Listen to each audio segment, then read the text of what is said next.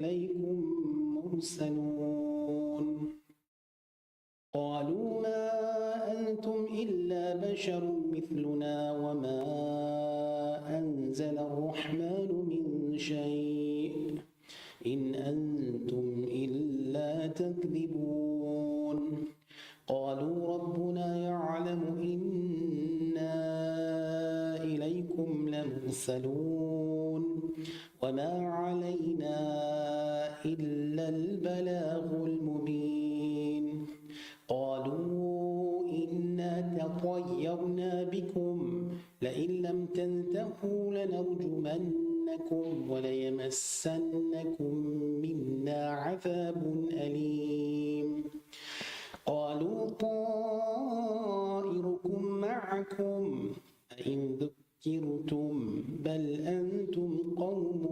مسرفون وجاء من أقصى المدينة رجل يسعى قال يا قوم اتبعوا المرسلين اتبعوا من لا يسألكم أجرا وهم مهتدون وما لي لا أعبد الذي فطرني وإليه ترجعون أتخذ من دونه آلهة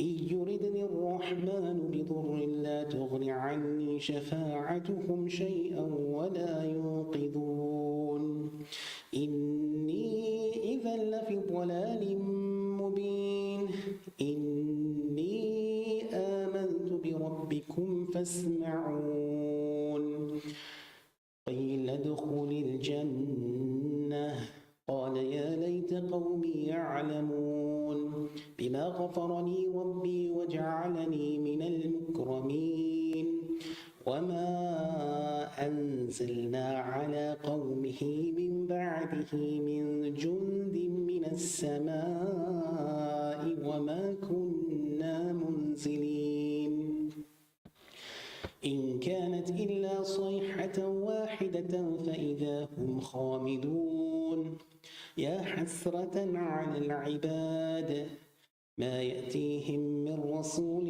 إلا كانوا به يستهزئون ألم يروا كم أهلكنا قبلهم من القرون أنهم إليهم لا يرجعون وإن كل لما جميع لدينا محضرون وآية لهم الأرض الميتة أحييناها وأخرجنا منها حبا فمنه يأكلون وجعلنا فيها جنات من نخيل وعناب وفجرنا فيها من العيون ليأكلوا من ثمره وما عملته أيديهم أفلا يشكرون سبحان الذي خلق الأزواج كلها مما تنبت الأرض ومن أنفسهم ومما لا يعلمون وآية لهم الليل نسلخ منه النهار فإذا هم مظلمون والشمس تجري لمستقر لها ذلك تقدير العزيز العليم والقمر قدرناه منازل حتى عاد كالعرجون القديم لا الشمس ينبغي لها أن تدرك القمر ولا الليل سابق النهار وكل في فلك يسبحون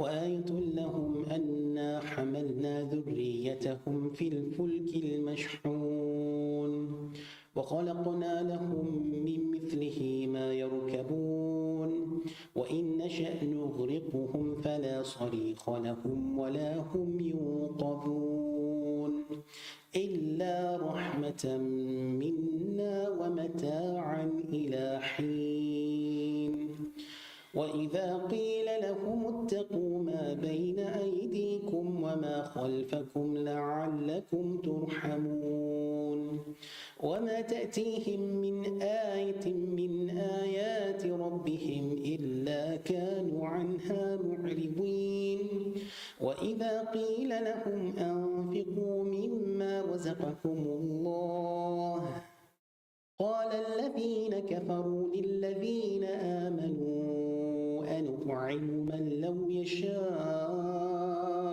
الله أطعمه إن أنتم إلا في ضلال مبين ويقولون متى هذا الوعد إن كنتم صادقين ما ينظرون إلا صيحة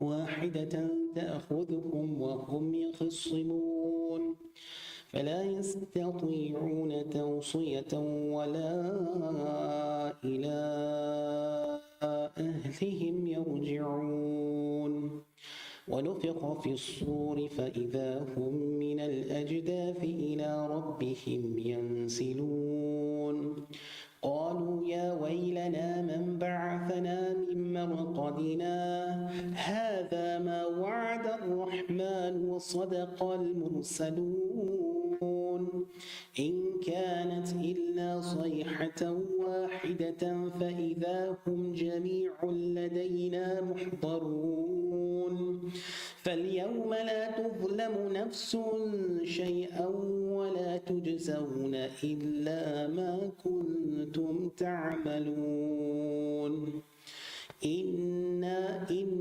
أصحاب الجنة اليوم في شغل فاكهون هم وأزواجهم في ظلال على الأرائك متكئون لهم فيها فاكهة ولهم ما يدعون سلام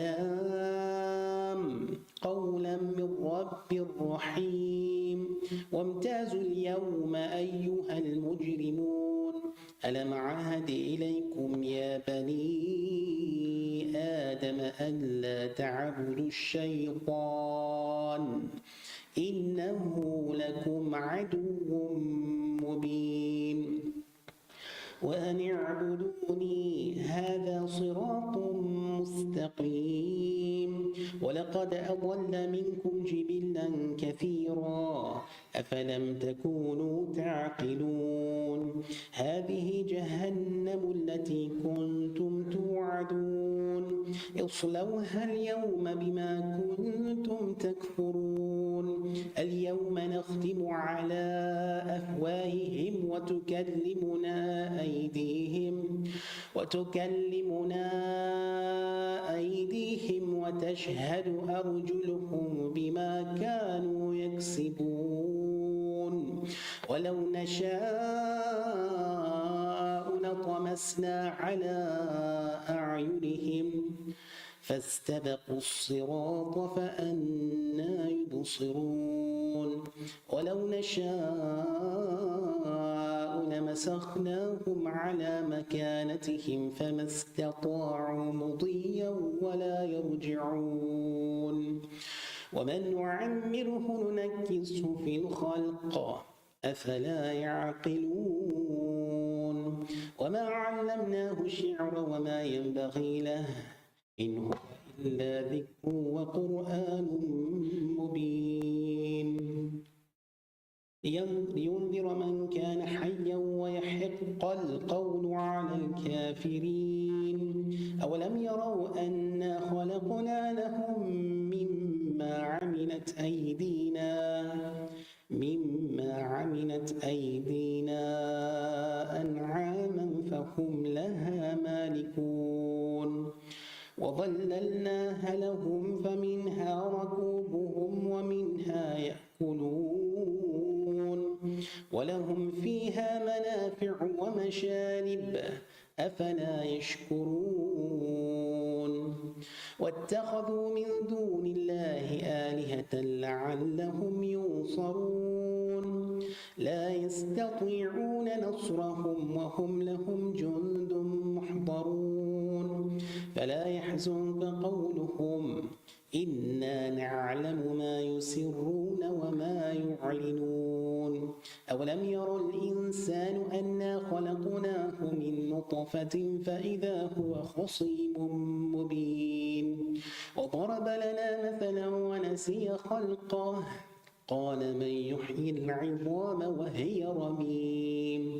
قل يحييها الذي أنشأها أول مرة وهو بكل خلق عليم الذي جعل لكم من الشجر الأخضر نارا فإذا أنتم منه توقدون وليس الذي خلق السماوات والأرض بقادر على أن يخلق مثلهم بلى هو الخلاق العليم إنما أمره إذا أراد شيئا أن يقول له كن فيكون فسبحان الذي بيده ملكوت كل شيء وإليه ترجعون صدق الله العلي العظيم الفاتحة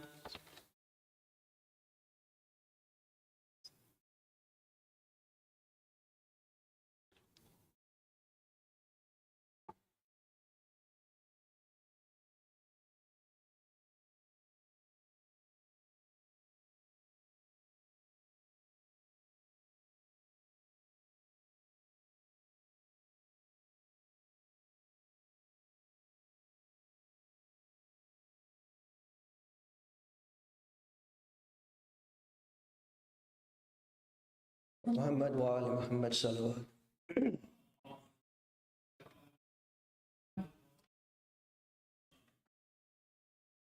बेटी अली की तुरबतें ज़हरा पे आई है कुर्ता लहू भरा हुआ भाई कलाई है कहती है हुसैन की अम्मा उठो उठो ज़ैनब से करबला का जरा माजरा सुनो अम्मा हमारे रंज मसाइब है दर्दनाक अम्मा हमारे कल्ब जिगर हो चुके तमाम अम्मा हमारे नाना की उम्मत ने दी दगा अम्मा हमारे खून को समझते हैं सब राम अम्मा तरस के रह गए पानी को हम तमाम अम्मा दिया न हमको किसी ने भी एक जाम अम्मा हमारे मर्द तो होते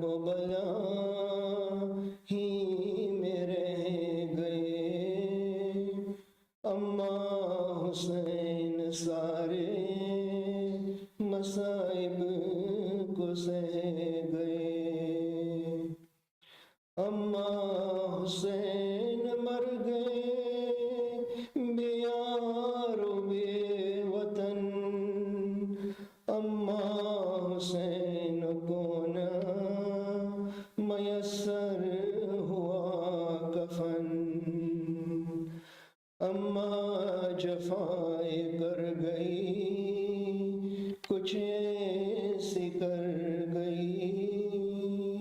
अम्मा फिजाए थम गई, थर्रा गई जमीन। अम्मा जमीन करबला लाल लाल है, अम्मा तुम्हारी बेटी की सूरत मलाल है।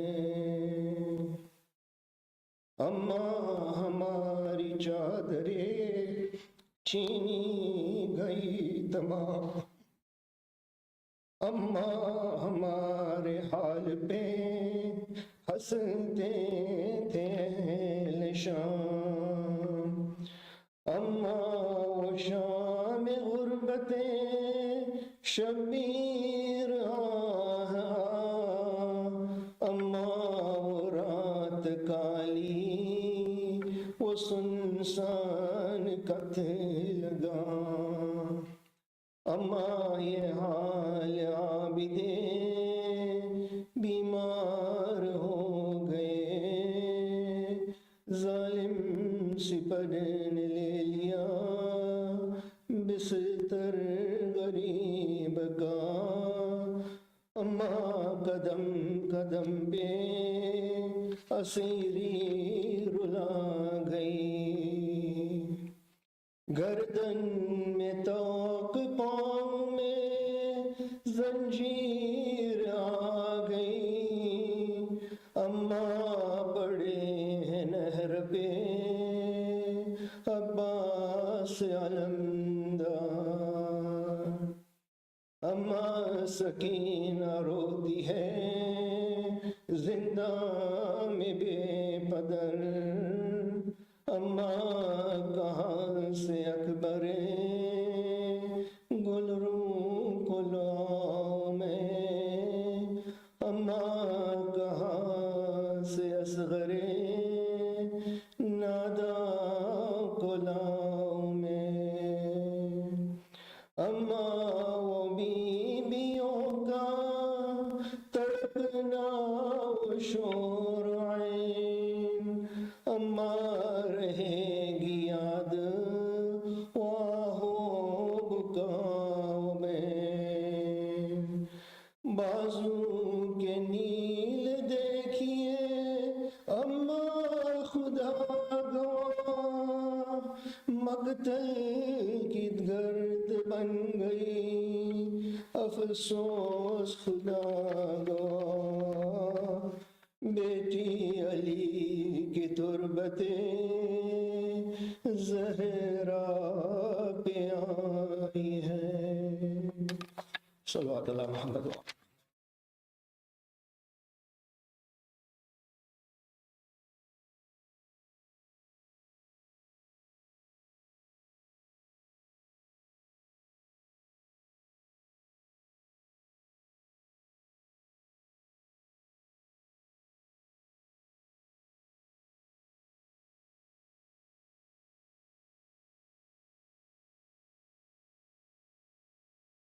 मदवाल मोहम्मद सलाम।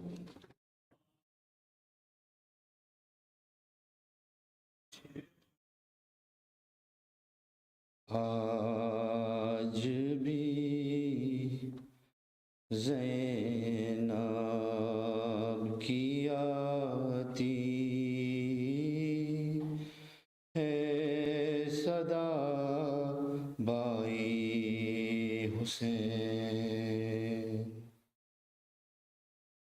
तेरा चेहरा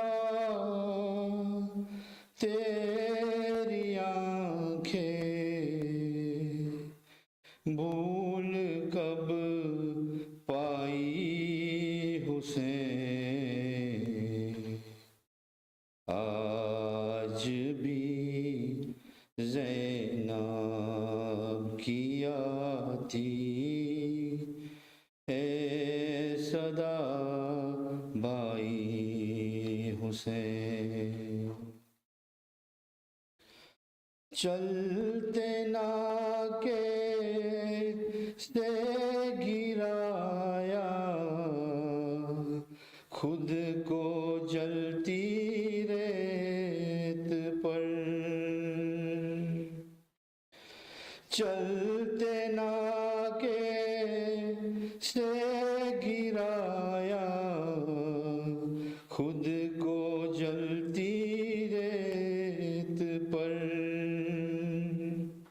घुटनियों के बल में तेरी लाश तक आई हुसैन। बस में घबराई थी खंजर, तुझ पे चलता देख कर।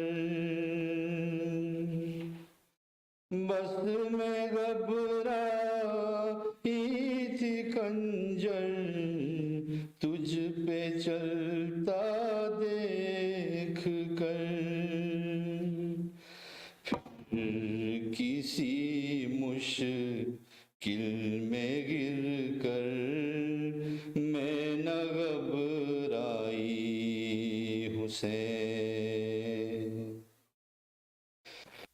कौन था जो मरने वालों मैं नहीं था खूबरू। कौन था जो मरने वालों मैं नहीं था खूबरू। भूलने बे थी तो किस किस की न याद आई हुसैन। बह रहे थे आँख से आंसू तेरी रुखसत के वक्त। बह रहे थे आँख से आंसू तेरी रुखसत के वक्त। फिर कोई आंसू न टपका आँख पथराई हुसैन। हाथ में कूज़े लिए सब आसमां तकते रहे। हाथ में कूज़े लिए सब आसमां तकते रहे। अब्र ने एक बूंद पानी की न बरसाई हुसैन। देखती हूँ खाके मक्तल की तो बर आता है दिल। देखती हूँ खाके मक्तल की तो भर आता है दिल।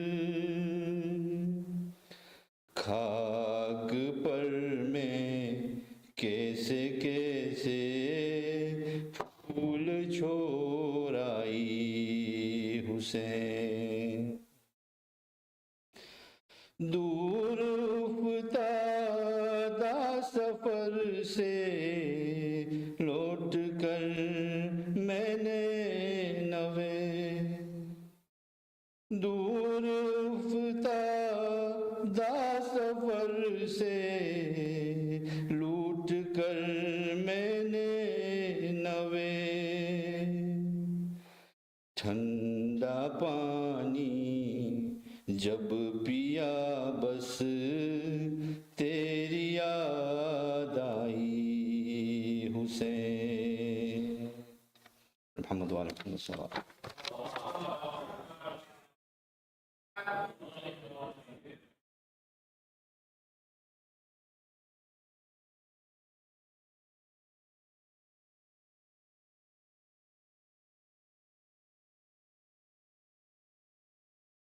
सल्लल्लाहु अलैहि मोहम्मद व आले मोहम्मद।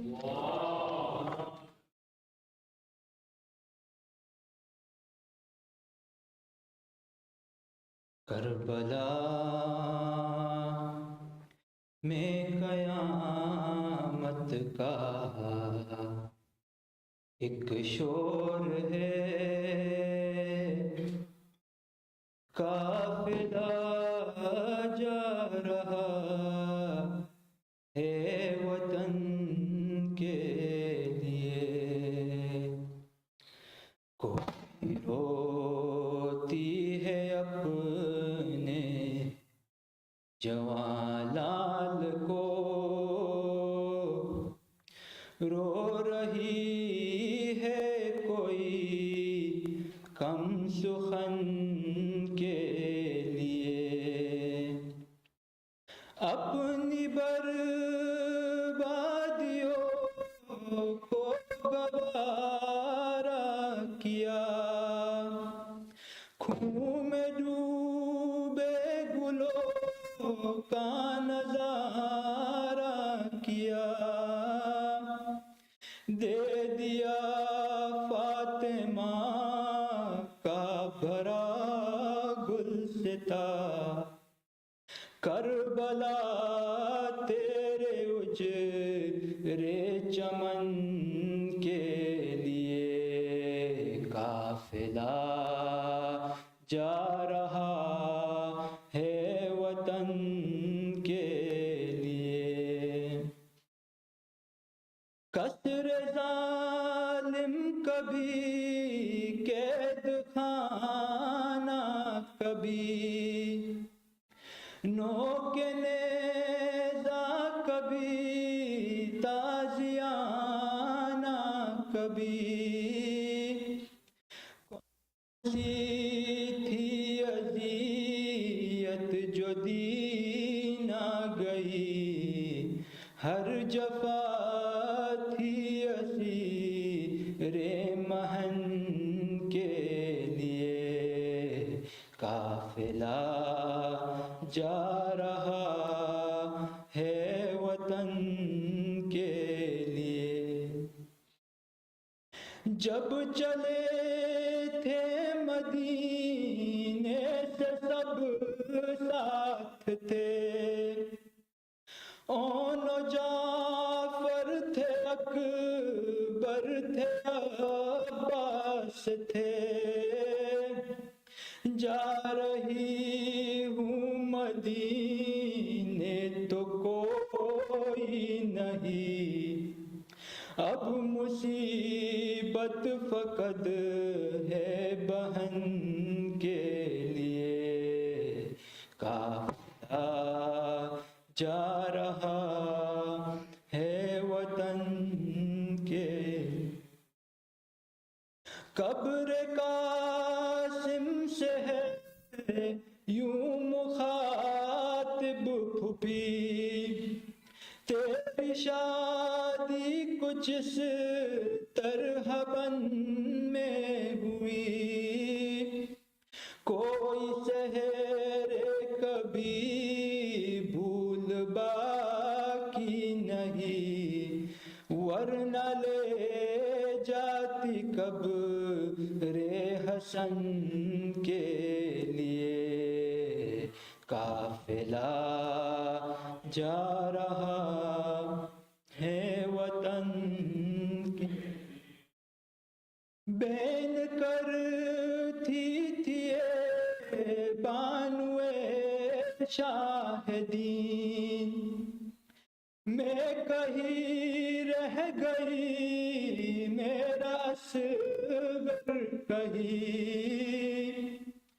गोद खाली है मेरी सकीना नहीं, मर गई कैद में वो वतन के लिए। काफिला जा रहा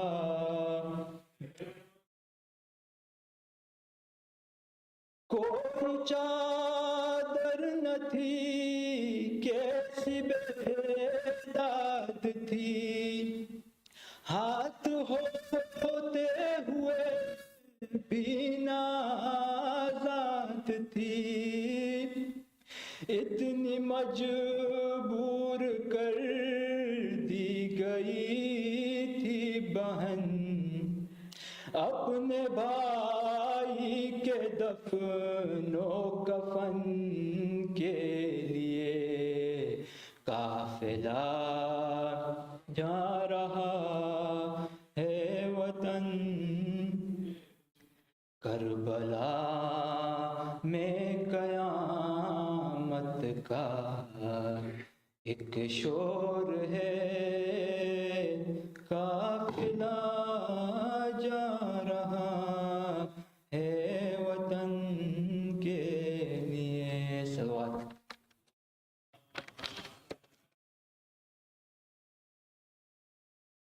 Let us all please recite 5 times Amma Yujib for Shifa, for Brother Jafar of Toronto, and for Shifa Maris. Bismillahir Rahmanir Rahim. Amma yujibun mustarri idha da'a wa yakshifu as-su'. Amma yujibun mustarri idha da'a wa yakshifu. عما يجيب المضطر إذا دعاه ويكشف. عما يجيب المضطر إذا دعاه. عما يجيب المضطر إذا دعاه ويكشف. صلوات على محمد وآل محمد.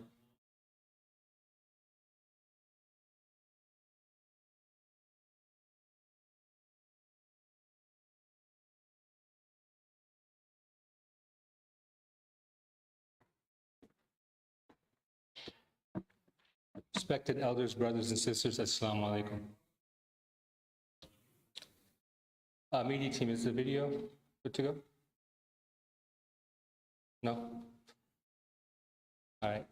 So I'll just begin. So this afternoon, alhamdulillah, we had a good participation. As I mentioned yesterday, for those who may not have heard, we did a drive for Hussein Service Day, something we do every year, to give back in the name of Hussein back to the community. So this year we chose to do backpacks. These backpacks were assembled with key items that kids need for school, and they'll be distributed to needy kids. So, alhamdulillah, we had about 25 plus volunteers this afternoon. The bags were assembled, they are ready to go, and inshallah, next week, we have plans to distribute the bag. We're just coordinating with the right recipients to see where we're going to take them. So we're still going to look for about 10 volunteers.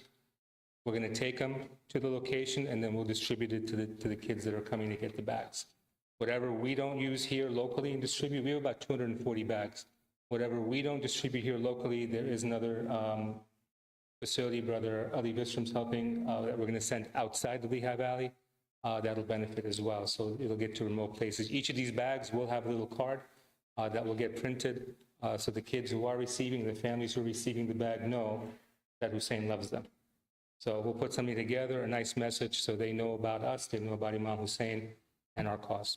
All right, so again, 10 volunteers we'll look for. We're not going to do the sign up, same sign up that we used in the email.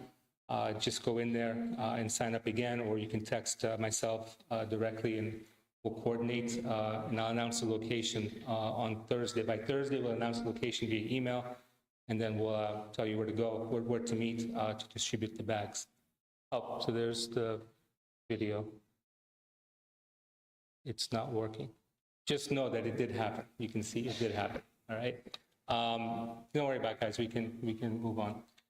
So the other thing related to the backpack drive was the funds that were needed to do this, right? We did have to order supplies. Backpacks, as many of you know, when you shop for your kids, are not cheap, right? So we were able to get a good deal. I have asked for donations a couple times here on the podium, as well in the email announcement that went out on the flyer. The cost of putting these bags together collectively, total to buy everything, was $2,500. To date, we've only been able to raise $1,000. Right? So I'm going to ask you on this night, as we commemorate the 40th of the Shuhada of Kerbala and Imam Hussein. This is simple. I can make one phone call, no problem, one person. If I ask we always get it, not an issue. But I want to see this community come together to make things happen, because that's what's going to be needed when we move to the new center. We haven't even talked about that, and we will. All right, so what I'm going to ask tonight, 15 people, you can do it right now from your phone. Go to Venmo, add Sichpa, 15 people, if you can put $100 in, that covers this cost. Okay, we do need to cover these costs because these are things that we don't plan, but things that we do need to do to get our name out there, and it's, well, the name of Ahlul Bayt, Imam Hussein. So please, right now, grab your phones, very quick, 15 people, $100 to add Sichpa, and we'll take care of it, all right? Secondly, tomorrow morning, I mentioned we are moving. We have a big move tomorrow morning. We have about 3,000 pounds worth of supplies, or not supplies, things that we have in our storage. We are renting a facility right now. The costs have gotten very high. We're now moving to a place that's going to save us about $300 a month. That said, we have already rented a large truck. I announced for volunteers last night. We need about 8 to 10 volunteers. We only have 5. All right, so please see me tonight. I need to get a confirmation that we have enough volunteers. This is going to take, if we have the right number of people, this should only take about 2 hours tops. Loading the truck from the old facility and then getting everything to the new facility here, which is right, the new storage is right here by Target. All right, and we can knock this out in about 2.5 hours if we have enough people. So where we're going to meet, for those who come out and help, is right here on Route 309. There's an ExxonMobil gas station. As soon as you pass that, you'll see public storage. That's where we're going to load our current storage items into the truck, and then we'll take them here to the new facility, which is by Target off of Walbert Avenue. So again, please see me tonight. This is important. We need a lot of muscle for this. Again, it's a heavy job. So I'm asking, especially the young guys, if you can come out tomorrow morning, be much appreciated. Tomorrow's program will begin at 1 p.m. with Salatul Zohar. We'll be meeting in the gym for Salat, and then following prayer, we'll come upstairs for the Chelum Day program. Following the Chelum Day program, we'll go back downstairs to the gym for Niyaz, and then the ladies program will begin at 4:30. I know there's a small group of men who have asked if we want, we can connect and do a small madras at the Qabristan. There's nothing formally planned. It's informal, who's ever there. As Brother Muhammad Raza, if you can please, once you're there, if you can help with the coordination of any majalis there, that'll be done. So the men can go to the cemetery following the program while the ladies are here, and there'll be a small majalis at the cemetery. Again, let's remember all our marhumin, especially all those who have contributed to these programs these past 2 months of Muharram and Safar, and all the volunteers and their families who make these events possible. Let's remember their marhumin with a Surah Fatiha.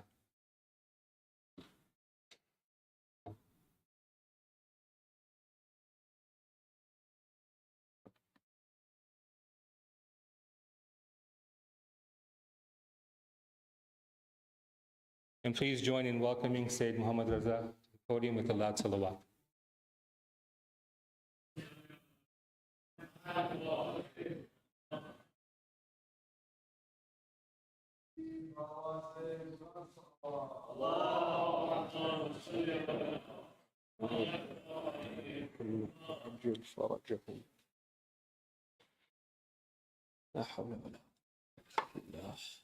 أعوذ بالله من الشيطان اللعين الرجيم.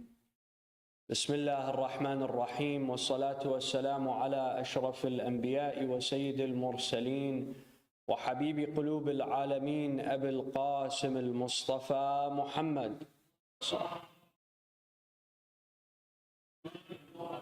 وعلى أهل بيته الطيبين الطاهرين الهداة المهديين الذين أذهب الله عنهم الرجس وطهرهم تطهيرا.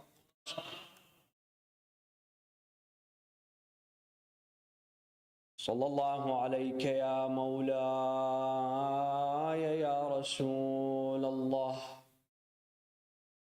صلى الله وسلم عليك يا مولاي وابن مولاي يا أبا عبد الله، يا رحمة الله الواسعة ويا مصباح الهدى وسفينة النجاة ويا عبرة المؤمنين، غريب مظلوم عطشان شهيد كربلاء، صلى الله وسلم عليك يا سيدتي ومولاتي أيتها الحرة أيتها العقيلة يا أم المصائب زينب ما خاب والله من تمسك بكم أمنا من لجأ والتجأ إليكم يا ليتنا كنا معكم سادتي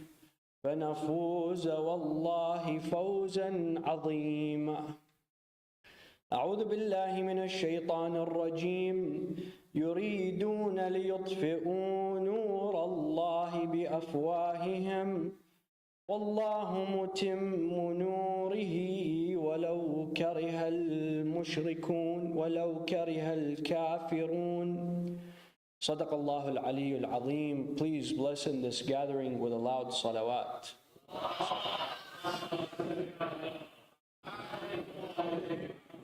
My dear loved ones, Assalamu alaikum wa rahmatullahi wa barakatuh. Amongst the most challenging obstacles that we can face in our life is facing negativity or harassment or abuse, both physical, emotional, especially from those that we are close to, from our family members, from our loved ones, from those that we see as our companions, as our supporters. This is painful and this is challenging, my dear loved ones. Rasulullah sallallahu alayhi wa alihi wa sallam,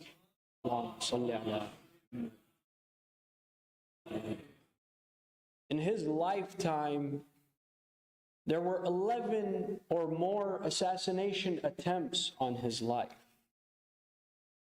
Since he was a child, his uncle Abu Talib would watch him closely, would even sleep beside him, would watch him while he slept to make sure that no one would come and take his life, because he knew that there were those who wanted to murder the Prophet even before he reached adulthood, my dear loved ones.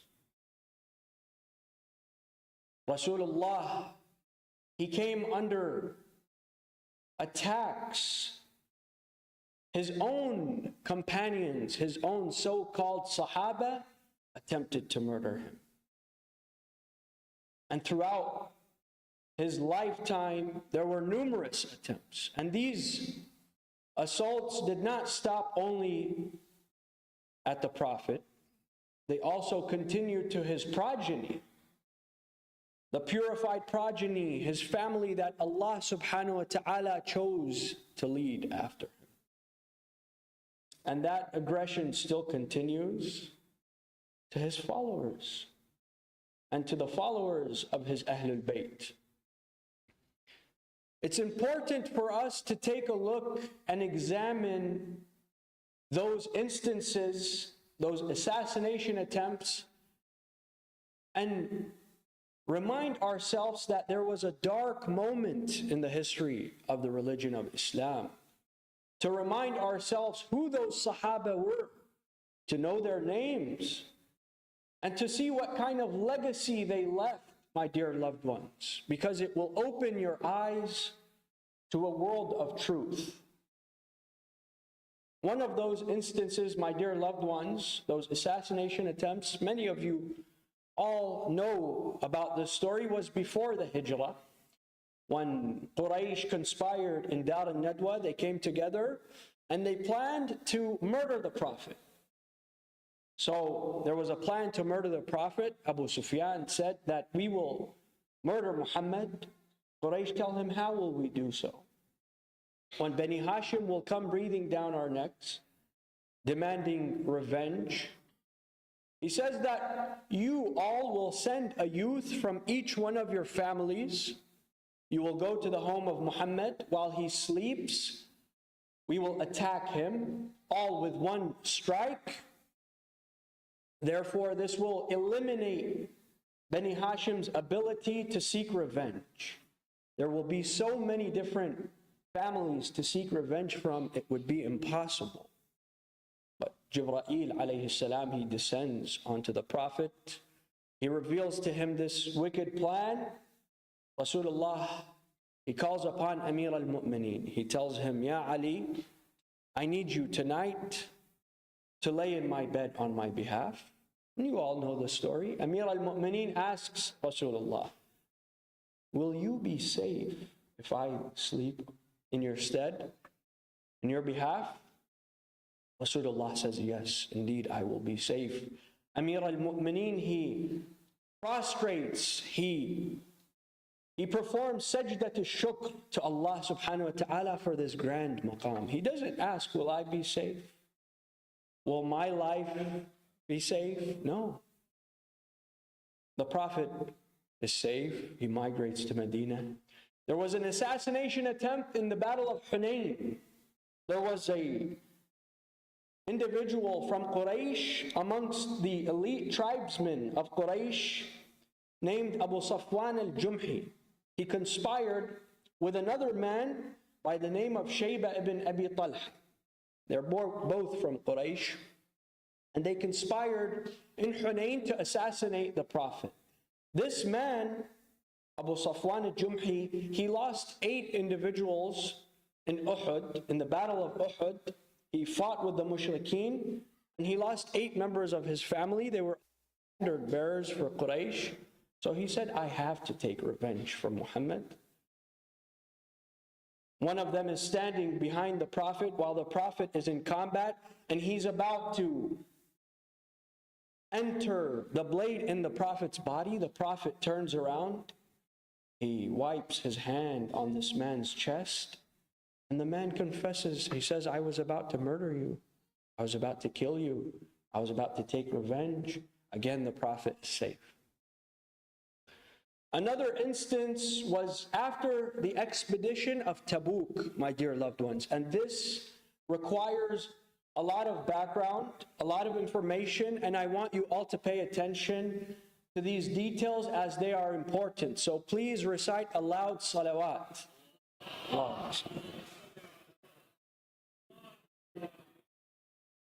My dear loved ones, the expedition of Tabuk came about because there was a false flag event by the munafiqeen. The munafiqeen were a break-off entity, a sleeper cell, as you would call it, of the Sahaba of the Prophet who continuously transpired against him.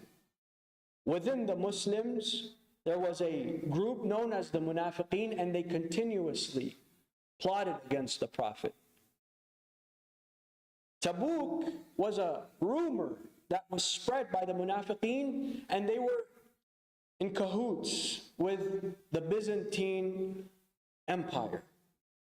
So they were spreading a rumor that there are 40,000 men on the northern Hijazi border, on the Levantine border with the Arabian Peninsula, what is present-day Jordan, and they are amassing a giant army under their emperor Heraclius to invade the Muslim lands and to lay siege to Medina. And this took place on the 9th year of Hijrah. The munafiqeen, their plan was to draw the Prophet away from Medina and Amir al-Mu'mineen away from Medina and assassinate him either on the way to Tabuk or on the way back to Tabuk, from Tabuk to Medina. The munafiqeen, their plan is known by the Prophet. He knows about the plan. So immediately what he does is he calls for a mandatory draft, a non-voluntary draft. All able-bodied Muslim males have to go and register themselves in the Muslim army. And that's when the munafiqeen began an incredible propaganda campaign against the Muslimin, to spread fear amongst the ranks of the Muslim camp.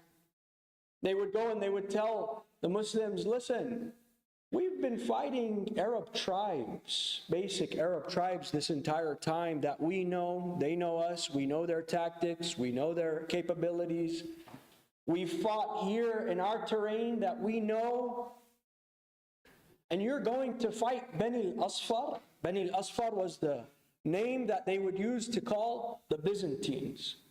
You're going to go and fight Bani Asfar, a large force, the world power of the time, with their military capabilities.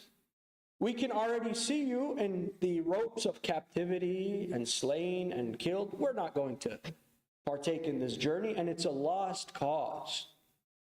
So the munafiqeen are successful with drawing away some of the Muslimin from joining this army. There's another group that begins to spread propaganda within the Muslim camps that, right now is the time of harvest, and it's extremely hot. The date harvest in the Arabian Peninsula occurs at the end of July until the end of September, the hottest months in that region, where temperatures exceed 50, 55 Celsius. That's 120 degrees Fahrenheit. They tell them, listen, first of all, who's going to harvest our dates? Who's going to take care of our crop? And this arduous journey, in this heat, we're going to die. Don't go. We're not going to go either. And we mentioned this yesterday, that Bani Israel, they crossed the sea with Musa, but when it came time to pay zakat, when it was the economic means, they said, no, we'll stand with Qarun. But the Prophet knows that it's important for him to go and address this concern.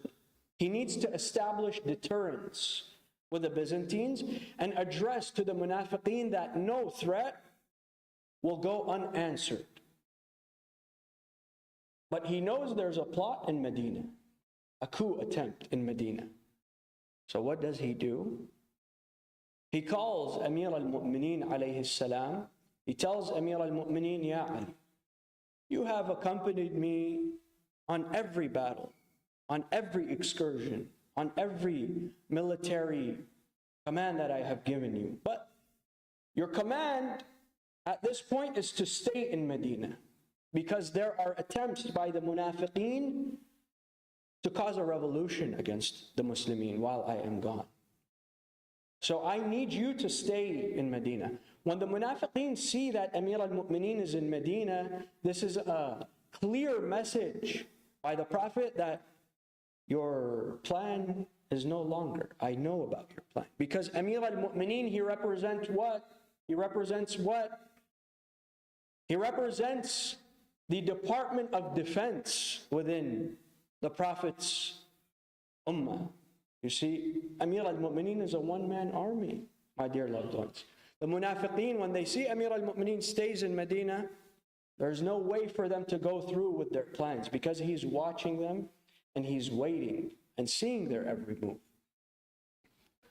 The Prophet, however, he comes to know that the munafiqeen are spreading rumors about Amir al-Mu'mineen. They want to drive him out of Medina to continue with their plan. So what do? They go and say that, Amir al-Mu'mineen, Ali ibn Abi Talib, stayed on command of the Prophet because the Prophet does not want him around. He's a burden to the Prophet. The Prophet is annoyed of him. His presence is heavy on the Prophet. Amir al-Mu'mineen, when he hears this, immediately, he grabs his sword and he heads to the outskirts of Medina. He tells the Prophet, "O Rasulullah, there is this rumor that's spreading amongst the munafiqeen. Is this true?" Now, Amir al-Mu'mineen, let me ask you, does he know the answer?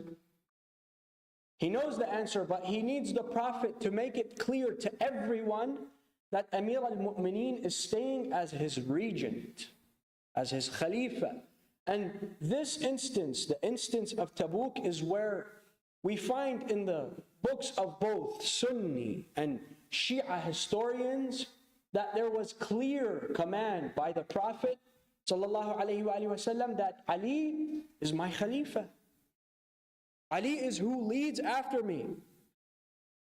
Amir al-Mu'mineen, he asks the Prophet, he tells him, is this rumor true? He tells him, no, Ya Ali. In fact, you are staying because you are the Khalifa over my household, Ahl Bayti. And you are the Khalifa over the land of my migration, Daru hijrati, meaning where? Meaning Medina. وَأَنْتَ خَلِيفَتِي عَلَىٰ قَوْمِي. And you are my Khalifa over my qawm. Who are the qawm of Rasulullah? Who are the qawm of Rasulullah? Every single Muslim, right? Everyone who believed in La ilaha illallah wa Muhammadun Rasulullah at that time was part of the qawm of Muhammad, right? He's saying you are their Khalifa. Not only this, he says, Ya Ali, Medina cannot be without either you or myself in it. La taslah means it will not be whole, it will not be good, it will not work, function. Then he tells Amir al-Mu'mineen, Ya Ali, you are of me as Harun was of Musa. And this is very clear, my dear loved ones, that the Prophet is saying, Ali ibn Abi Talib, if I am ever not around, he is who will rule. Right? This is clear and it's recorded in all the Sahih, my dear loved ones. Sallu ala Muhammad wa ali Muhammad.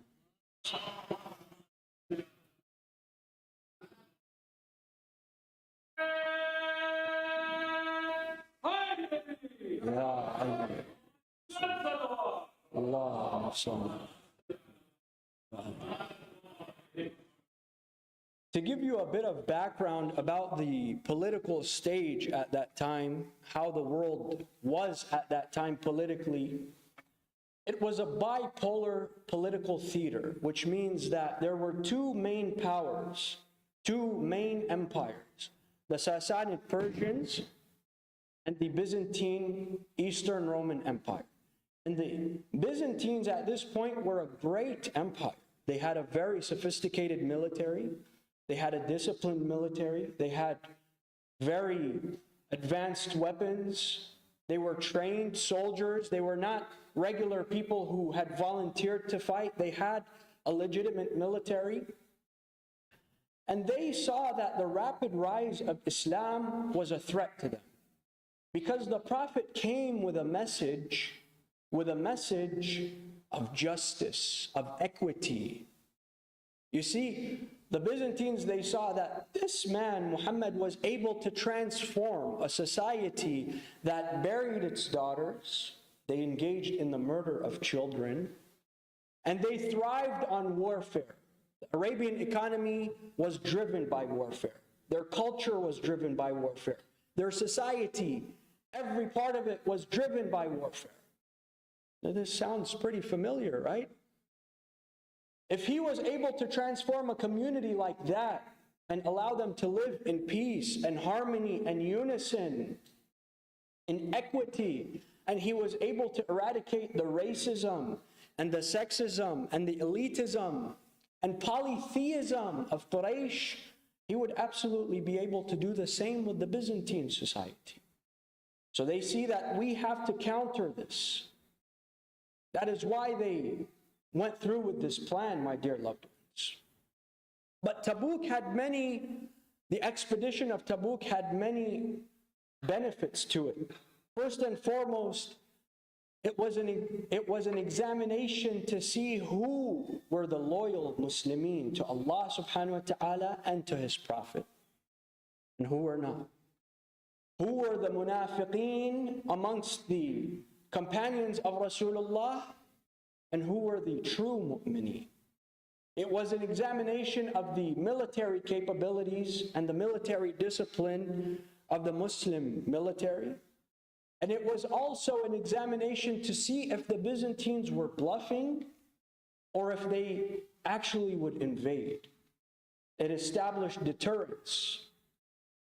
And it also created a larger buffer zone between the northern Hijazi states and the Levantine states that were under Byzantine rule. Tabuk itself was a vassal of the Byzantine Empire, and the surrounding provinces around it were also under Byzantine rule. They had tribes that showed allegiance and paid allegiance to the Byzantines. Now, the Prophet, he calls the Muslimin before he leaves, and he rallies the entire army, 30,000 men, flood the army of the Muslimin, despite all of the challenges, and he gives them a speech to raise their morale, because he knows it's going to be an arduous journey.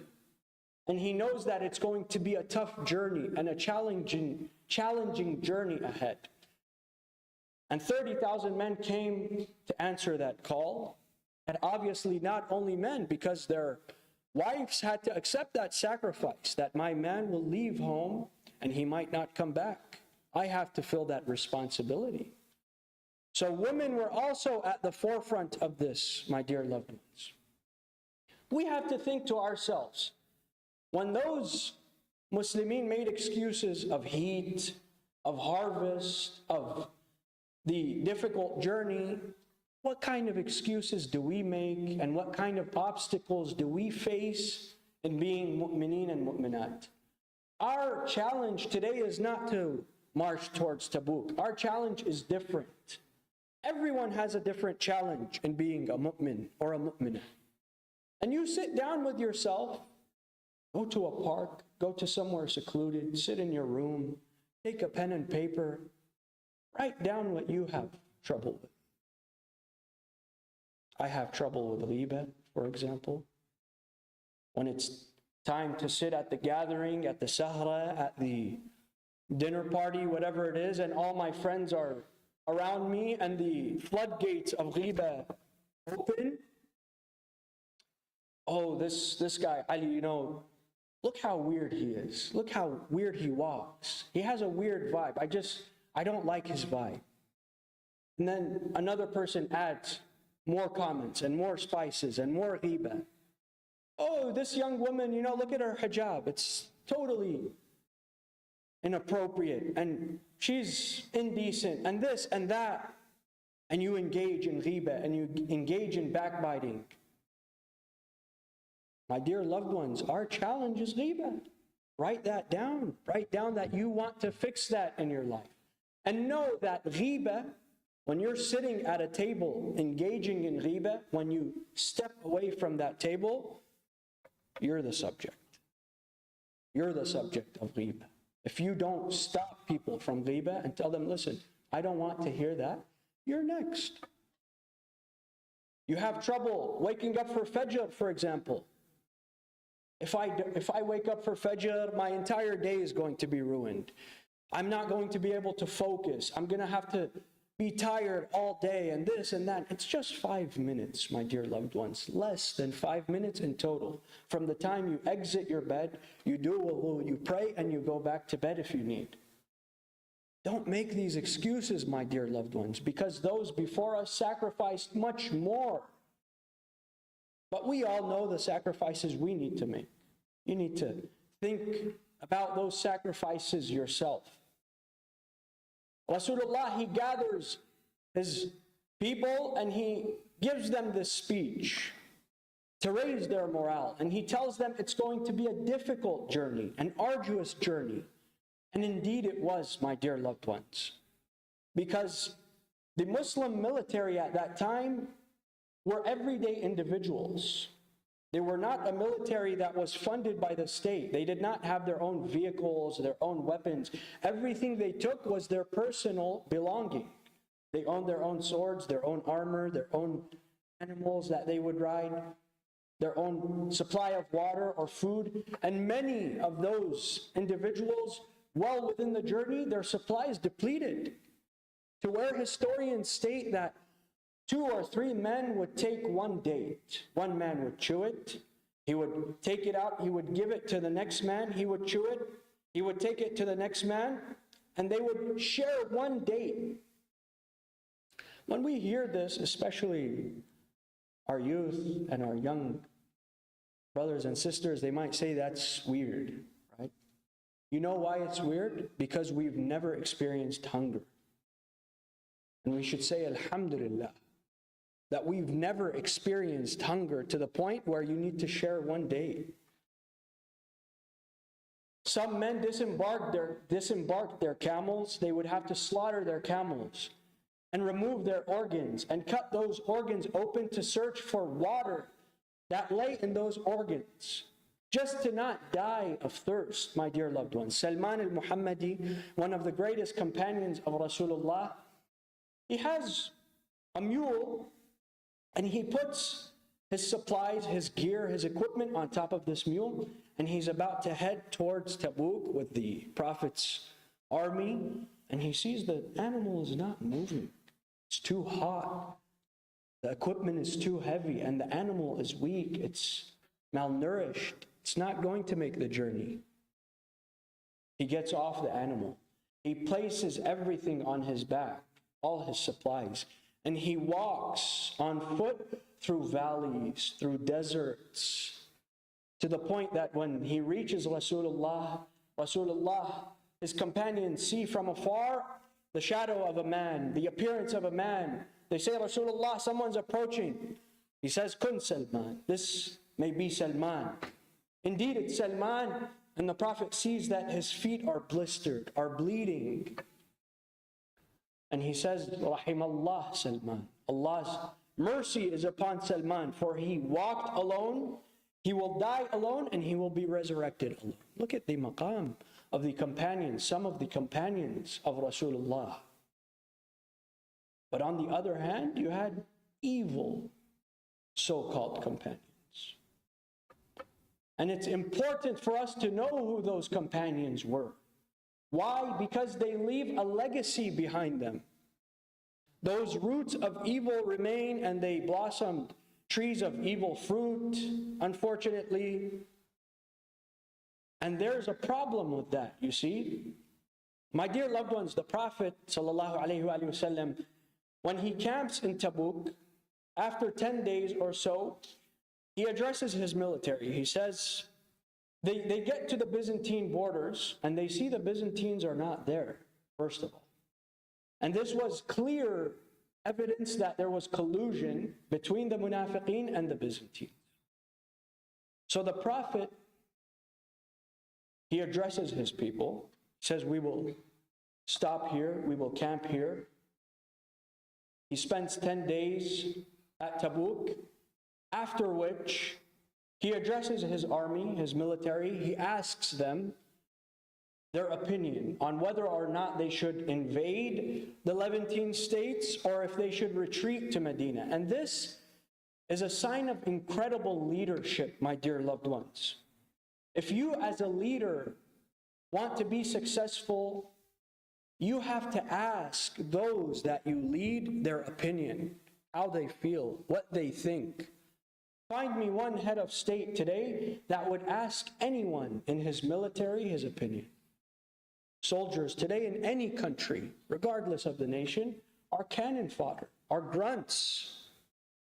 That's all they are. Rasulullah respects each and every single one of the men in his army. The consensus is to return to Medina. The Prophet says, let's return to Medina. On their way back to Medina from Tabuk, there are valleys and there are mountains. The Prophet, on one route of the journey, he instructs the army to take a valley, and he says, I will take the elevated path on the mountain. And he clearly instructs the army and all of his companions, do not go into the steep route. Do not take the route I take. Everyone must take the valley, for it is not large enough for the entirety of us. And it was a clear demand. On a moon-filled night, Rasulullah, he sees 12 masked men approaching him on horseback. They're masked, and they are approaching quickly with aggression. So the Prophet orders them to stop. They don't stop. They continue. He orders them. He yells at them to stop. They don't stop. They continue to become closer to the Prophet until he is almost at the end of a cliff. And it's apparent that they are trying to push him over this cliff and murder him. So he tells his companion, Hudayfa ibn al-Yaman, who was guiding his reins, go and strike their horses. He goes, he strikes their horses, and they retreat into the valley and blend in with everyone else. He then asks Hudayfa, Hudayfa, did you recognize them? Hudayfa says, yes, I recognize their horses and I recognize their saddles. It's like today, if you see a close friend of yours driving in traffic, and you know their car because you see their car frequently. You know how it looks. You know exactly where to spot your friend's vehicle out of 100 vehicles. This is the notion that Hudayfa, he knew who those men were. And then he tells the Prophet, "Oh Rasulullah, why is it that we should not go and eliminate them? They just tried to assassinate you." The Prophet says, "Hudayfa, I would hate for people to say that Muhammad killed his companions." Now, these were still so-called companions, right? I would hate for people to say that Muhammad killed his companions and create a division within the Muslim Ummah, because those were nobles in the tribe of Quraysh, right? Not only that, he says that Allah subhanahu wa ta'ala has ordered me to forgive them. Because Allah subhanahu wa ta'ala, He has His own divine justice that He will enact upon them. Allah is going to take revenge at a certain point in time. But it's important for us to know the names of those Sahaba, and it's important for all of you to go and research and dig and see who they were. You know why? Because their ideology persists, as I said previously. If you see that there are aggressions that take place against Shia, against the lovers of the Ahlul Bayt, don't be surprised. Because those so-called companions of Rasulullah that attempted to murder him, they have their own school, they have their own followers. And those followers, some of them are driven by a dark ideology. A dark ideology. The likes of Ibn Taymiyyah, the likes of Muhammad ibn Abdul Wahhab, who in their books you find extremism, hatred, violence, aggression. In one of their books, As-Sarim al-Maslul ala Shatim al-Rasul, which literally translates to the drawn sword against he who curses the Prophet, the author states, my dear loved ones, Sallu ala Muhammad wa ali Muhammad.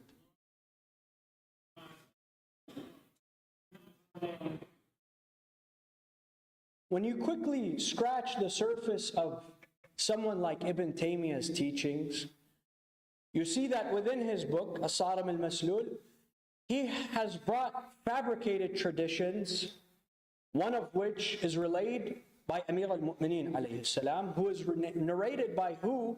By a man named Abul Qasim al-Baghwi. Abul Qasim al-Baghwi was a Hanbali scholar during the Abbasid Khilafah, and he is clearly known that he was on Abbasid payroll. And if you go and look into the history of Ahl al-Athar wal-Hadith, you see that they were paid by the Abbasis to fabricate hadiths against the Ahlul Bayt. This man narrates a tradition from Amir al-Mu'mineen alayhi salam that he says, he who curses Abu Bakr and Umar must be killed, right? And those who kill them enter Jannah. This man was born 168 years after Amir al-Mu'mineen died. So how was it that he relayed a narration from Amir al-Mu'mineen? How much more clear could it be that this is a fabrication?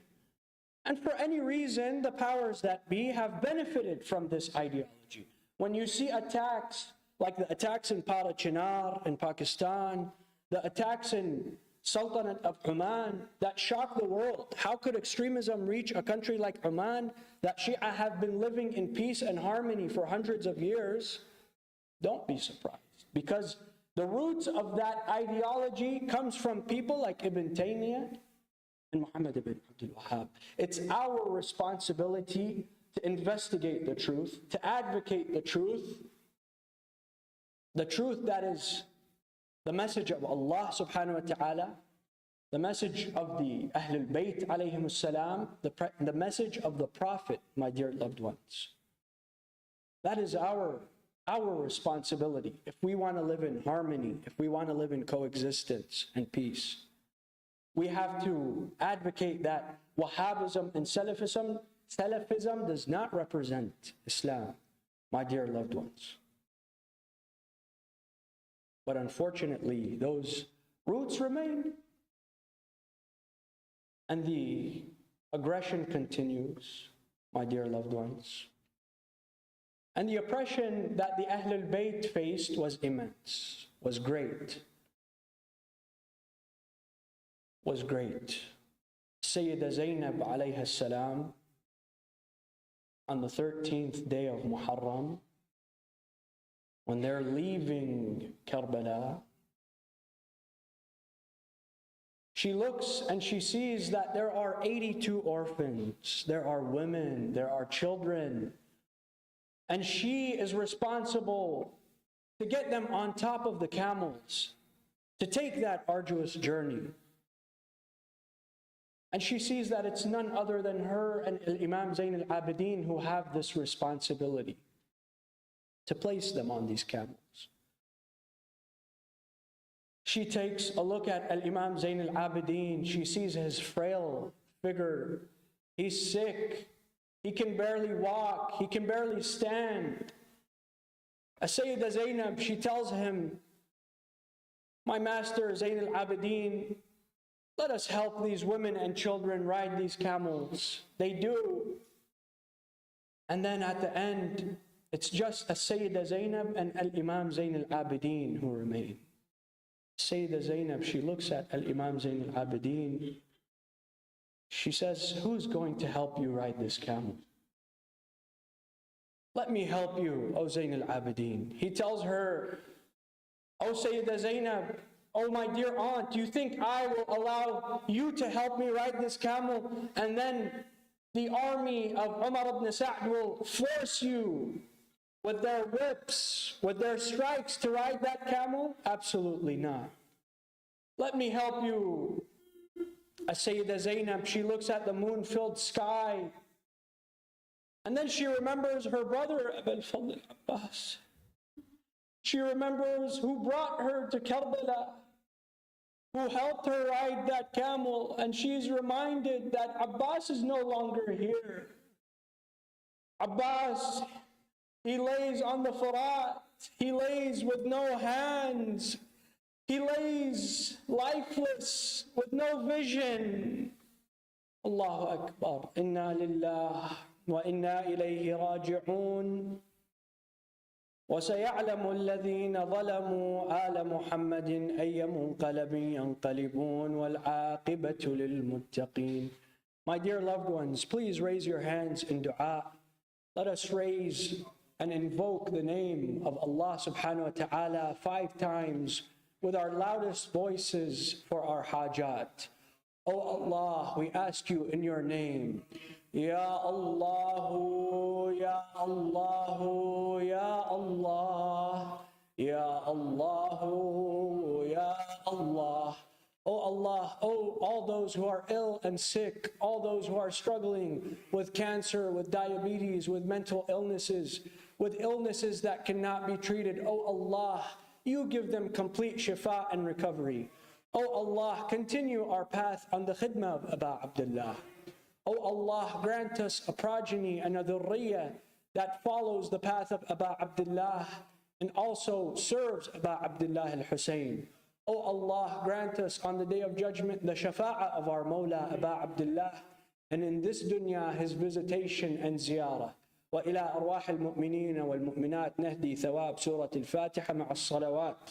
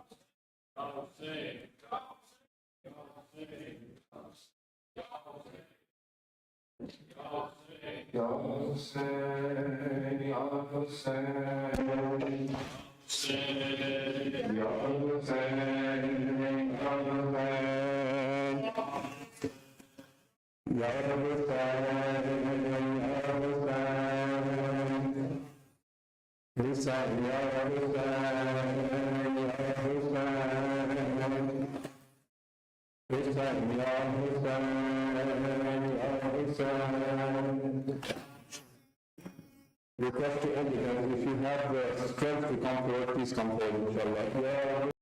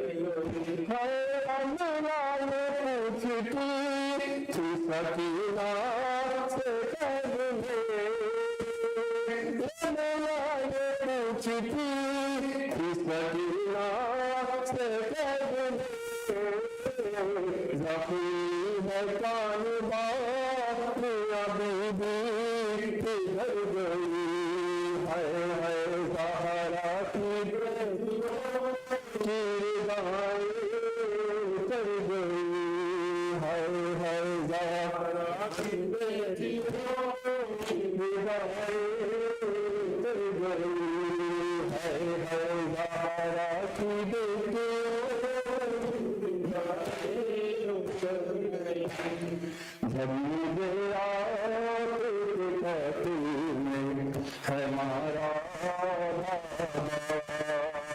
जब मुझे आपके कातिल में है मारा जब मुझे सभी को पढ़े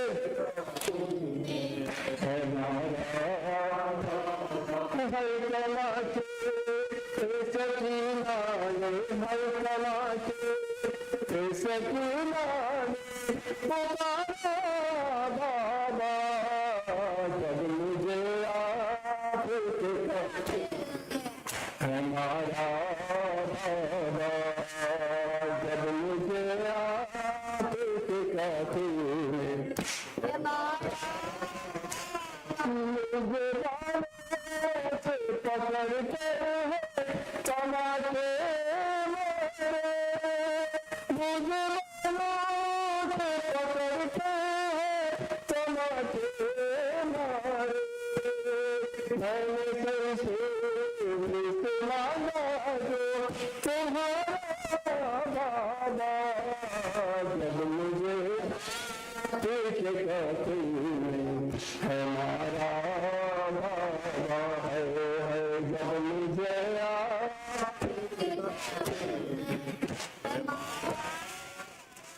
सिमर से करे भला मेरा बहुत दुख सिमर से करे भला मेरा बहुत दुख है मेरी रस्सी को बढ़ा दे खुदा बाबा जब मुझे है मारा बाबा जब मुझे है मारा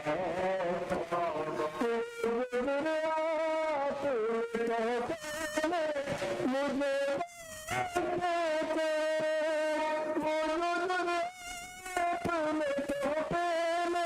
मुझे भरते थे उनको जिस जालिम ने उतारा बाबा जब मुझे आपके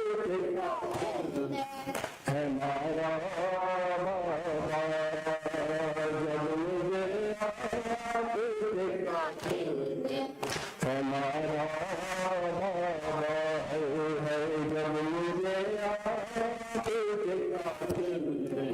है मारा साथ रहा के गया है मुझको साथ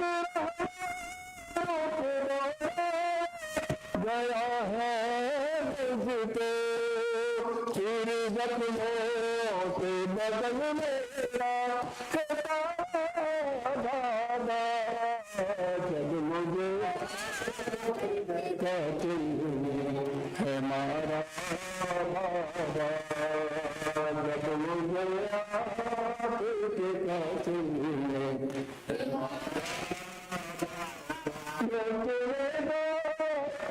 इसे देखो तो देखो कैसे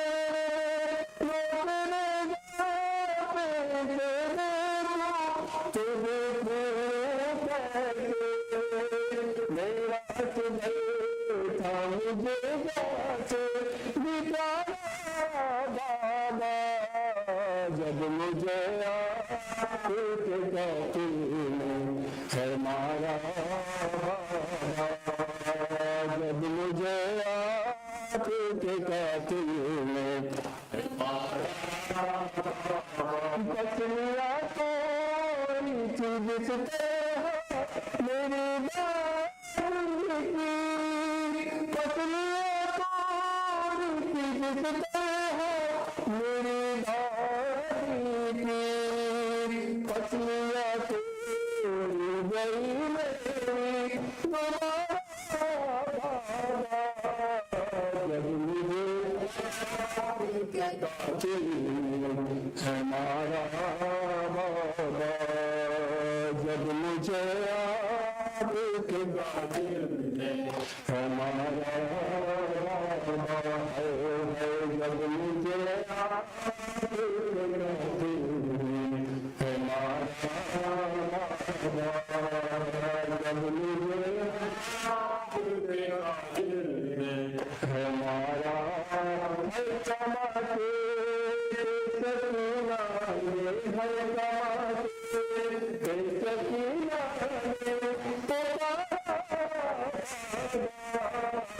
जब मुझे आपके गादिर में हमारा सबसे दुआ जब मुझे आपके गादिर में हमारा जब मुझे आपके गादिर में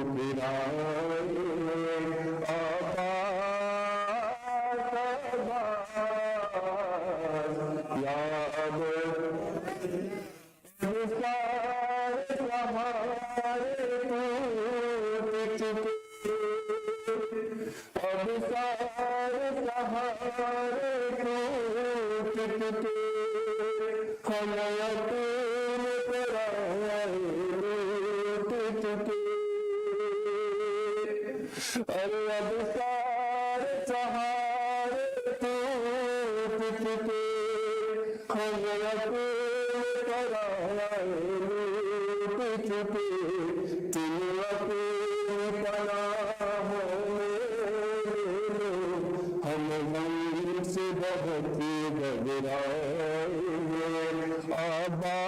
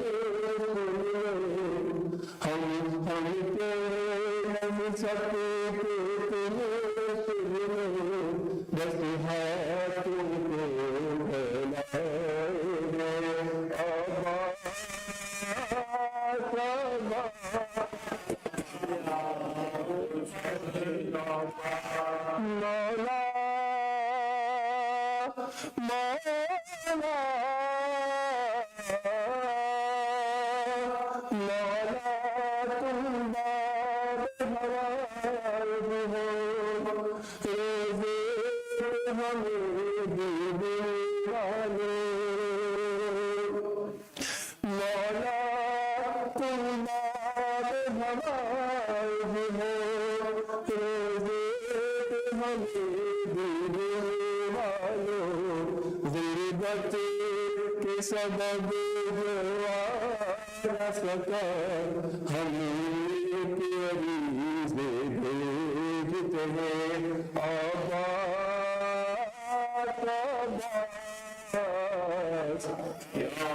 الفجر الأباس. Last time all together. Abbas, Abbas.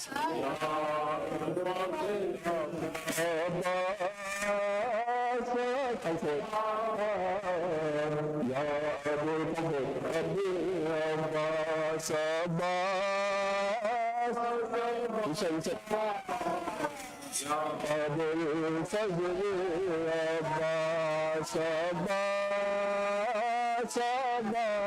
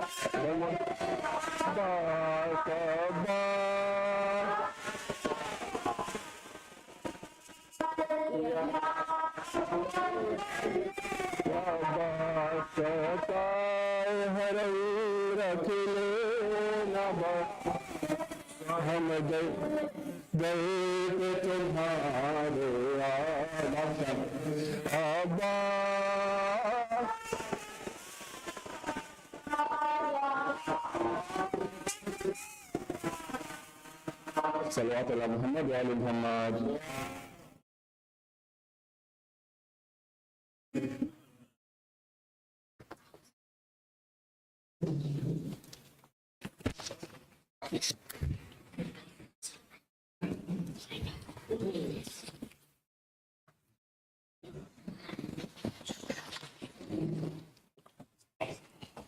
Brothers and sisters, on behalf of the Management Committee, Amin and the MC would like to extend their appreciation to all the community members who answered the call for the service to Imam Hussein. Alhamdulillah, by the grace of Allah Azza wa Jal, the community responded and the fundraising target of $1,500 for the Hussein Day initiative was met. Allahumma salli ala Muhammad.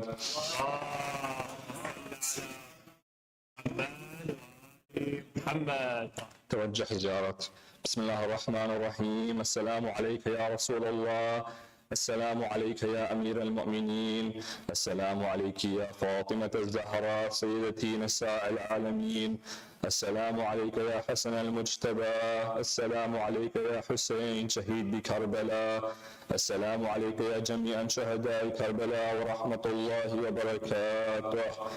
السلام عليك يا علي بن الحسين ومحمد بن علي وجعفر بن محمد وموسى بن جعفر وعلي بن موسى ومحمد بن علي وعلي بن محمد والحسن بن علي.